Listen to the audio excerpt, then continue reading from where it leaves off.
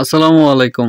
সকাল সকাল উঠে ভেড়ার কাছে যেয়ে দেখি রোদের জন্য উপরে যে চান্দা টানাইছিলাম ওইটা ভেঙে নিচে ফেলে দিয়েছে, একটা ডাল ভেঙে নিচে ফেলে দিয়েছে। যার জন্য ওইটা এখন ঠিক করতে হবে, বসে থেকে লাভ নেই, কারণ রোদের পরিমাণ অনেক বেশি।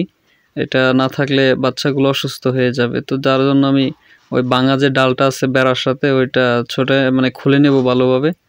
আর এটা আমি লাগাইছিলাম মূলত মাস ২ আগে, তো মেলা দিন ছিল।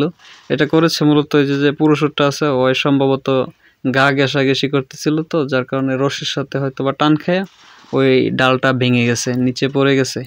আর এখন রোদের পরিমাণ খুব বেশি, যার কারণে ওদেরকে ছায়ার ব্যবস্থা করতে হবে। আর এই দুইটা তো বাহিরে ছাড়া হয় না। তো এরকম ডাল অনেকগুলো আমার এখানে রাখা আছে। আমরা ওই বেড়া ওপরে ওই পাশে দেখেন একটা আছে, ওর জন্য মানে ওইটার জন্য আগেই নিয়ে রাখছিলাম।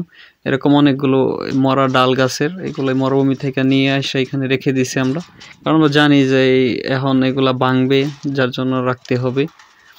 আর এখন গরমের পরিমাণ খুব বেশি, যেহেতু এই পুরো উটের বাচ্চা দুইটা বাহিরে বের করা হয় না, ওরা সারাক্ষণ এই বেড়ার ভিতরেই থাকে। যার জন্য ওদেরকে ছায়ার ব্যবস্থা করতে হবে, কারণ মাথার মধ্যে যদি বাচ্চা দুইটা রোদ লাগে তাহলে অসুস্থ হয়ে যাওয়ার সম্ভাবনা থাকবে খুব বেশি। তো আমি ওই নতুন ডালটা এনে খুব ভালোভাবে বেঁধে নিচ্ছি, কারণ হচ্ছে বাতাসের পরিমাণ অনেক বেশি, যদি ভালোভাবে না বাঁধা হয় তাহলে বাতাসে পরবর্তীতে আবার ভেঙে যাবে। এখানে ২টা পুরুষ উটের বাচ্চা আছে, এইগুলা নতুন রাখা হয়েছে, একটা ৩ বছর করে বয়স।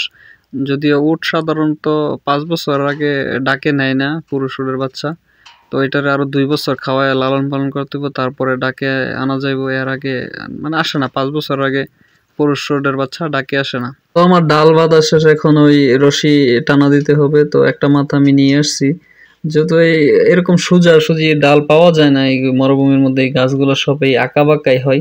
তো কিছু করার নাই, এই মরুভূমির মধ্যে হাতের কাছে যা পাওয়া যাবে তাই দিয়ে এই কাজ চালাই নিতে হবে। আপনার মন মতো কোনো কিছু হবে না।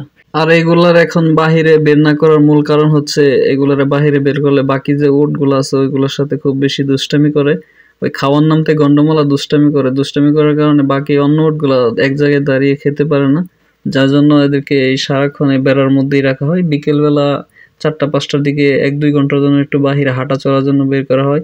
সকালবেলা একবার পানি দিয়ে দেই, ঘাস দিয়ে দেই, আবার দুপুরের টাইমে ঘাস দেই। ওই সারাক্ষণ এটার মধ্যেই খাওয়া দাওয়া করে, এখানেই শুয়ে থাকে।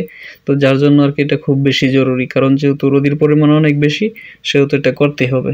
তো আমার সবকিছু লাগানো শেষ হয়ে গেছে।